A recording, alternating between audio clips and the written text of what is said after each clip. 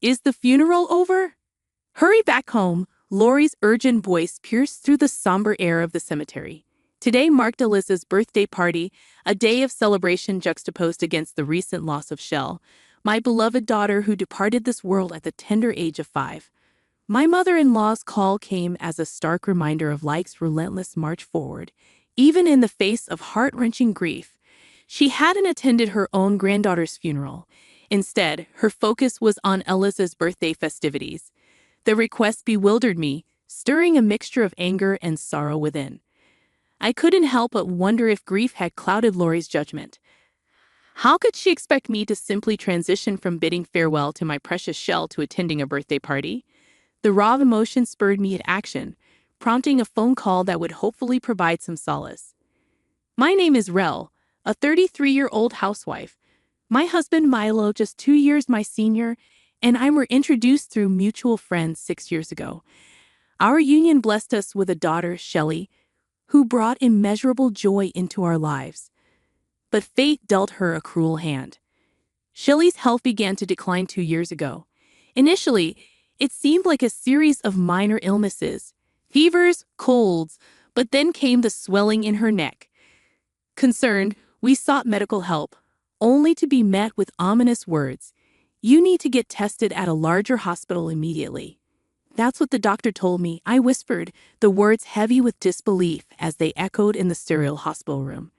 After enduring a battery of tests at the general hospital and an agonizing wait, the diagnosis was delivered like a crushing blow. Malignant lymphoma, a cruel manifestation of childhood cancer. My world plunged into darkness as I pleaded desperately with the doctor, clinging to the hope that it was all a horrible mistake. This can't be true, can it? I implored, my voice choked with tears. Despite the presence of medical professionals surrounding me, I felt utterly alone as waves of grief washed over me. The need for immediate hospitalization was non-negotiable, and though we rushed home to gather essentials, my tears seemed unending. Milo, my rock in this storm of uncertainty, shed silent tears of his own yet remained steadfast in his encouragement. We have to be strong. Shelley will beat this, he urged, his voice a beacon of unwavering determination. With trembling hands, I signed consent forms for procedures I could scarcely comprehend, my mind reeling from the weight of the decisions before me. The arduous journey of treatment lay ahead, a path fraught with IV trips, blood draws, transfusions, and the brutal onslaught of chemotherapy. In the face of this relentless onslaught, I made the heart-wrenching decision to leave my part-time job behind, dedicating every moment to Shelley's side in the hospital. Milo, though tethered to his own obligations, made every effort to support us, his visits a brief respite from the harsh reality of our circumstances. You need to take care of yourself too, Michelle, he insisted, his concern a reminder of the delicate balance between strength and vulnerability in the face of adversity. As Milo stepped up to handle the hospital visits, I took on the responsibilities at home or stole moments to rest, preserving what little strength I had left.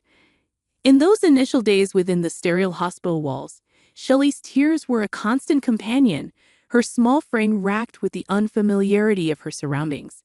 Yet with time, she acclimated to the rhythm of hospital life, her cries gradually diminishing.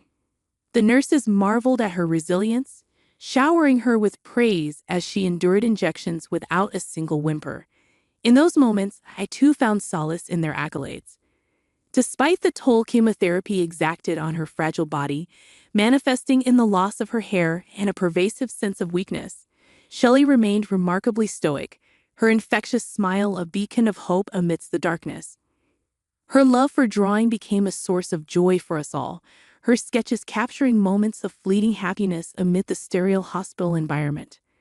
One day, as Milo and I stood at her bedside, Shelley proudly presented a drawing from her sketchbook, an ode to our family unit.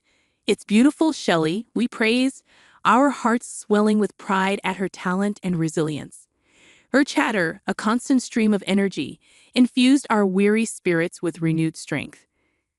However, there were moments of setback.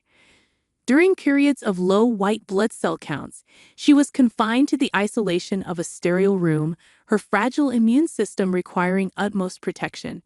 Yet, as her health gradually improved, we were granted the precious gift of a few days at home. I wanted to go to preschool, Shelley declared eagerly upon returning home, her excitement palpable. Witnessing her frolic with friends, her laughter echoing through the halls, filled our hearts with boundless joy. Yet, amidst the moments of respite, reminders of her illness lingered. During a visit from my mother, as Shelley reveled in the comfort of her grandmother's embrace, her radiant energy faltered, replaced by a look of discomfort. "Mom, it smells like home," she remarked, her voice trailing off as a sudden onset of pain gripped her small frame. "Let me check, sweetheart. Oh, you're running a slight fever. Wait here. I'll make some soup," I instructed Shelley gently, tucking her into bed before hastily attending to the remaining chores around the house. The comforting aroma of simmering soup filled the kitchen as I busied myself, striving to maintain some semblance of normalcy amidst the chaos of our lives. Just as I was settling into the rhythm of my tasks, the doorbell shattered the tranquility of the moment. Peering at the monitor, my heart sank at the sight of Lori's figure on the doorstep. A pang of regret surged within me for not simply ignoring the intrusion. "Lori, what brings you here?" I managed to muster a polite greeting, though inwardly, I braced myself for the inevitable confrontation. "Do I need a reason to visit my son's house?" Her retort carried a sharp edge, but I bit back the urge to respond with the sharp retort that danced on the tip of my tongue. Instead, I maintained a stoic silence, unwilling to engage in the futile exchange of barbs. In any other circumstance, a visit from a caring mother-in-law might have been a welcome gesture. However, Lori was anything but kind. From the outset of our marriage, she had made it her mission to belittle and berate me at every turn. Whether it was my lack of higher education or superficial critiques about my appearance, her words cut deep, leaving scars that lingered long after she had departed. During the brief respite provided by my father-in-law's presence, Lori's tirades were somewhat tempered, but with his passing, her attacks escalated, leaving me to weather the storm alone. From petty acts of sabotage to relentless comparisons with her beloved daughter, Elisa, Lori's hostility knew no bounds. "Elisa has a son, Jace, in second grade," she would often boast, the disparity in her treatment of our children a stark reminder of her favoritism. As we gathered for holiday celebrations, the contrast in Lori's demeanor towards Jace and Shelley was glaringly evident, further fueling the resentment that simmered beneath the surface. Despite being her own granddaughter, it seemed that Lori couldn't muster an ounce of affection for Shelley, all because of her disdain for me, her daughter-in-law.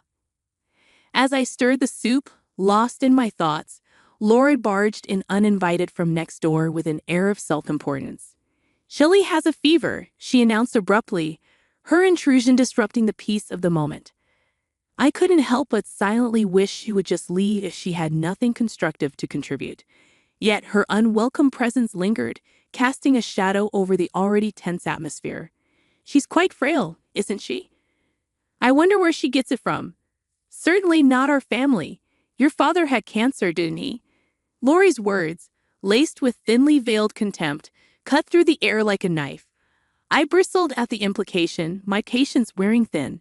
"Yes, Lori. I've explained this to you numerous times. Shelley's illness isn't hereditary," I responded tersely, my frustration bubbling to the surface. My father's battle with cancer during my high school years was a painful memory, but malignant lymphoma, Shelley's diagnosis, wasn't genetically linked, except in specific virus-related instances. Exasperated, I couldn't help but wonder if Lori's repeated ignorance stemmed from senility or simply a stubborn refusal to acknowledge the truth. With a dismissive glance in Shelley's direction, she hurled her venomous remarks before finally taking her leave, leaving a bitter taste in her wake. As the door closed behind her, I turned my attention to Shelley, her innocent face marred by the lingering toxicity of Lori's presence. With a heavy heart, I muttered a few sarcastic comments of my own before retreating from the room. What was the purpose of her visit? I wondered bitterly. Just boredom, perhaps. For a year, Shelley's life was a delicate balance between the confines of the clean room and fleeting moments of respite at home. As the months passed and her blood counts gradually improved, we dared to hope that the worst was behind us. Finally, after a year and a half of relentless treatment, Shelley completed her regimen, and we rejoiced at the prospect of bringing her home for good. With her health on the upswing, Shelley eagerly returned to preschool, her infectious energy lighting up every room she entered. We celebrated this newfound freedom with a family trip to the aquarium, marveling at her boundless enthusiasm as she explored the wonders of the underwater world. Despite the challenges we had faced, I held on to the belief that Shelley would overcome it all. But as she turned 5, our worst nightmares materialized. A relapse. The ensuing months were a blur of agonizing treatments, spinal injections, radiation therapy, and relentless battles against pneumonia and high fevers. Desperate to spare her from further suffering, I underwent a bone marrow transplant, clinging to the hope that it would be enough to save her. But fate had other plans. Despite my best efforts, my body's betrayal dashed any hope of a reprieve for Shelley. With heavy hearts, we faced the grim reality of the doctor's prognosis. There was nothing more to be done. Further treatment would only prolong her suffering. It was a devastating verdict, a stark reminder of the limited time we had left. In the face of such adversity, we made a solemn decision to bring Shelley home, determined to fill her remaining days with love and laughter. Every moment became precious as we embarked on a journey to fulfill her every wish. From preschool sports days to playful outings, we savored each fleeting moment, cherishing the radiant joy that Shelley brought to everyone she encountered. And amidst it all, my mother's unwavering presence provided a source of comfort and solace, a reminder that we were not alone in our grief. I had made a vow to myself never to shed tears in front of Shelley, but sometimes the weight of our reality proved too heavy to bear, and despite my efforts, tears would slip past my resolve. "Mom, what's wrong? Are you feeling unwell?" Shelley's concern for me, even in the midst of her own suffering, never failed to touch my heart. I clung to the hope that this period of happiness would stretch into eternity, praying fervently for a miracle to intervene and spare us from the inevitable. Yet, despite our prayers, the answer remained elusive. Despite her outward appearance of health, the truth lay in the worsening results of her blood tests, a relentless reminder of the cruel reality we faced.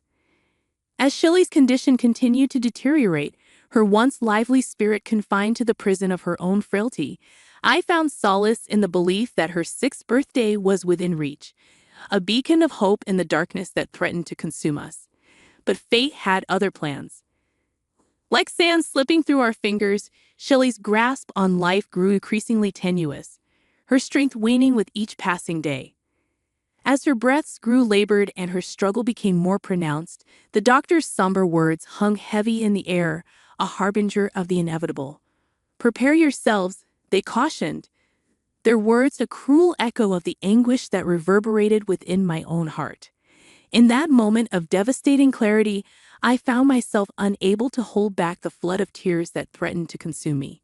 In a haze of grief and disbelief, I turned to Shelley, my voice trembling as I struggled to find the words to convey the unbearable truth that lay before us. "I love you, and Shelley, I love you too." Shelley's words, though labored, carried a weight of love that transcended her weakened state. As the early hours of dawn approached, the urgency of the situation intensified, and the doctor's frantic efforts to revive her filled the room with a sense of desperation. Shelley, in her final moments, clung to consciousness, her voice a fragile whisper echoing the depths of her heart. With every ounce of strength she could muster, she uttered her last words, a testament to the unwavering bond that united our family in love. Milo and I, our hearts heavy with sorrow, cradled her fragile form in our arms, willing her to find peace in the embrace of sleep one final time. But despite her valiant struggle, Shelley slipped away from us, leaving behind an unfillable void in our lives. "Shelley, please, wake up," I pleaded, my voice choked with grief, as her hand grew cold in mine, a silent testament to the cruel reality of our loss. Yet even in the midst of our anguish, the world continued to turn, and the relentless tide of funeral arrangements and preparations pulled me away from the luxury of mourning. As we navigated the somber halls of the funeral home, my heart heavy with sorrow, Laurie's callous disregard for the gravity of the moment pierced through the haze of my grief. "You're not coming," I retorted, my patience worn thin by her callous indifference. But her response, laden with self-righteousness, only fueled my anger further. Struggling to contain my rising frustration, I rejected her hollow demands and, in a moment of clarity, severed ties with her toxic presence. With Lori's number blocked and my resolve strengthened, I reached out to someone who offered solace amidst the storm of emotions threatening to engulf me. The somber atmosphere of Shelley's funeral was a testament to the impact she had on the lives of those around her. Doctors who had fought tirelessly for her, friends from preschool, and our own loved ones all gathered to bid her a final farewell. Tears flowed freely as memories of Shelley filled the air, a poignant reminder of the love she had inspired in so many. In a gesture of love and remembrance, Shelley's coffin was adorned with her favorite sunflowers, a vibrant tribute to her spirit. Her friends, with hearts heavy with grief, placed heartfelt letters inside, a testament to the profound impact she had on their lives. Through it all, Milo stood as a pillar of strength, his quiet dignity a beacon of resilience for our grieving family. Hours later, as Milo and I stood before his parents' house, the weight of our loss hung heavy in the air. Lori's desperate plea for help fell on deaf ears as we entered, her presence a stark reminder of the rift that had torn our family apart. In the living room, Eliza and her family, along with a few relatives, awaited us, their expressions a mix of sorrow and disbelief. "I'm so sorry, Rel. We had no idea today was Shell's funeral." Alyssa's words carried a sincerity that touched my heart, a stark contrast to the callous indifference of Lori's actions.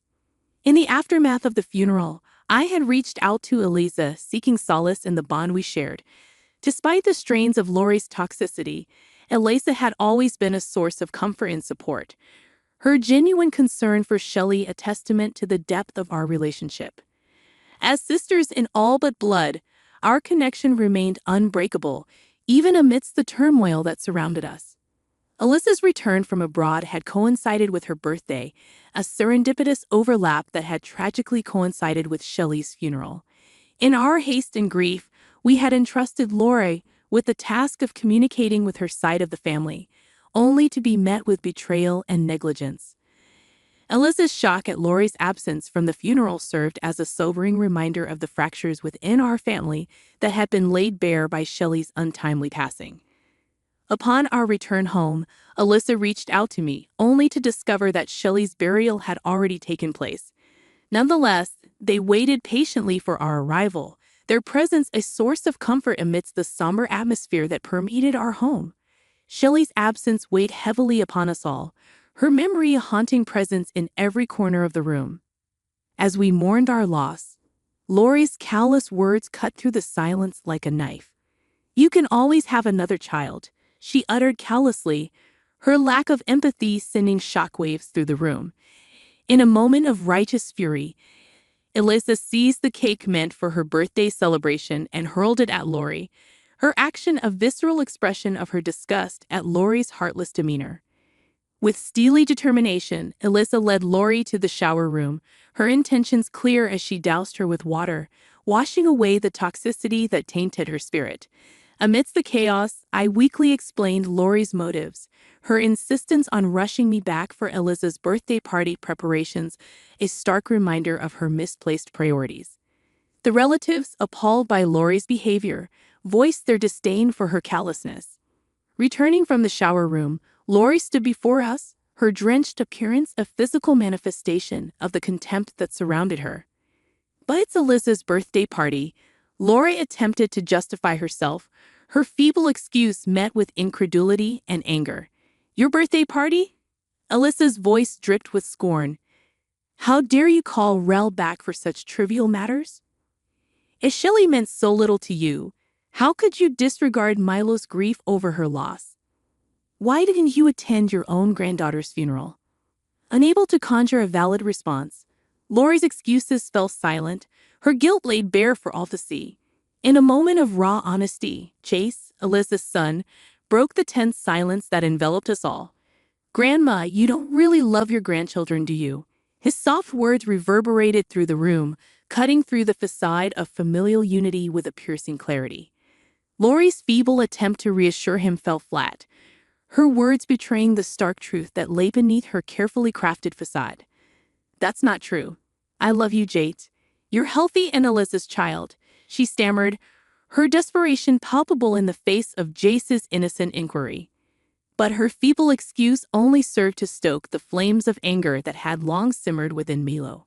"So Shelley, my child, wasn't loved because she was ill, and your daughter-in-law's daughter." His voice trembled with emotion, the weight of his grief finally finding release in a torrent of righteous indignation. The condemnation of Lori's actions came not only from Milo but from her own family as well. "She's always been crazy," her brother remarked bitterly, recounting past grievances that painted a damning portrait of Lori's character. As the truth of Lori's betrayal came to light, the rift between us widened, the bonds of family strained beyond repair. With heavy hearts, we bid farewell to those who had once been a part of our lives, their departure leaving a void that echoed with the pain of betrayal. "We're leaving," Milo announced, his voice heavy with resignation. "Let's talk again some other time." We exchanged hugs with those who remained, their presence a bittersweet reminder of the ties that had been severed by Lori's actions. But even as we prepared to depart, Lori's voice rang out once more, her words laden with accusation and regret. "Wait, Milo," she pleaded, her desperation evident in the trembling of her voice. "Is that why you didn't care for Shelley, my child?" "It's not like that, Milo, you know." Lori's voice quivered with sadness, her words a feeble attempt to justify her actions. "You didn't study properly, like Eliza. You didn't listen, so you only care about those who do as you want, huh?" Milo's expression remained somber, his disappointment evident in his eyes. As I handed Lori something beside him, a pang of sorrow gripped my heart. It was a drawing of Lori, meticulously crafted by Shelley's tiny hands. In the picture, Lori was depicted with a radiant smile adorning her face.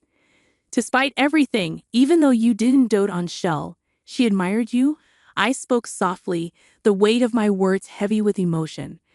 "I hated you and never saw a smile from you, but maybe Shelley saw you smiling like this." Shell was a pure and kind child. Even during her treatment, she was more concerned about me. Perhaps in her eyes, she saw a kind Lori. Lori's tears flowed freely for the first time, her fingers trembling as she clutched the drawing close to her chest. But amidst the flood of emotions, it was painfully clear that the damage had already been done.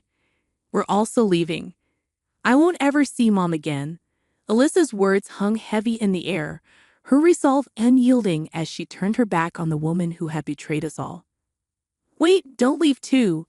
Lori's desperate plea fell on deaf ears as we, united in our grief, departed from the in-laws' house, leaving behind the shattered remnants of what was once a family. In the days that followed, my uncle-in-law's family visited us, their presence a balm to our wounded spirits. Amidst prayers offered over Shelley's photo, they extended their heartfelt apologies for Lori's behavior. Yet, even as Lori appeared remorseful, clutching onto Shelley's drawing with trembling hands, the damage she had wrought could not be undone. Lori had always been troublesome. "It's unlikely she'll change now." My aunt-in-law's words held a note of resignation, a testament to the deep-seated flaws that had long plagued Lori's character. In the wake of this tragic incident, other relatives followed suit, cutting ties with Lori in a collective act of solidarity. Though her loneliness may be self-inflicted, there was little room for sympathy. Her long history of erratic behavior had left scars too deep to heal, and as she faced the consequences of her actions, she would be forced to confront the weight of her regrets alone.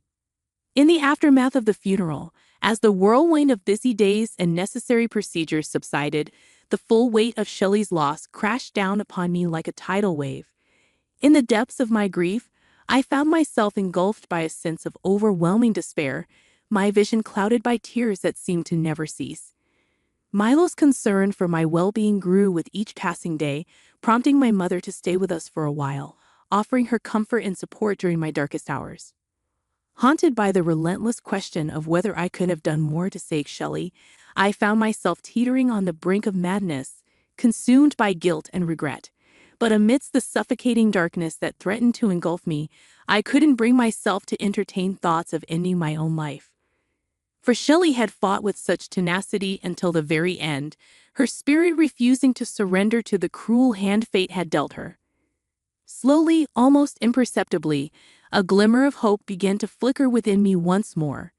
Finding solace in the shared experiences of other parents who had suffered similar losses, I sought refuge in the embrace of a support group where tears were shed and stories shared, offering a semblance of comfort in our collective grief. Reconnecting with Eliza and engaging in heartfelt conversations with her served as a source of solace, a reminder that I was not alone in my pain. And then, amidst the darkness, a beacon of light emerged in the form of a furry companion. Milo and I welcomed the puppy into our home, its boundless energy and unwavering affection serving as a gentle reminder of the love and joy that Shelley had brought into our lives. In the wag of its tail and the sparkle in its eyes, I saw echoes of our bright child, Shelley, her spirit living on in the playful antics of our new furry friend. Do you draw in heaven, chatter endlessly, and smile with that infectious joy of yours? I whispered into the ether, my words a silent prayer carried on the wings of hope. Someday we'll be together again, but until then, wait for me. And if by some miracle our paths cross once more, I long to see your radiant smile lighting up the heavens above. As Shelley's mother, I made a solemn vow to honor her memory by living a life filled with purpose and meaning, a life that she would be proud of. And though the pain of her absence may never fully subside, I found solace in the knowledge that her spirit would forever guide me on this journey called life.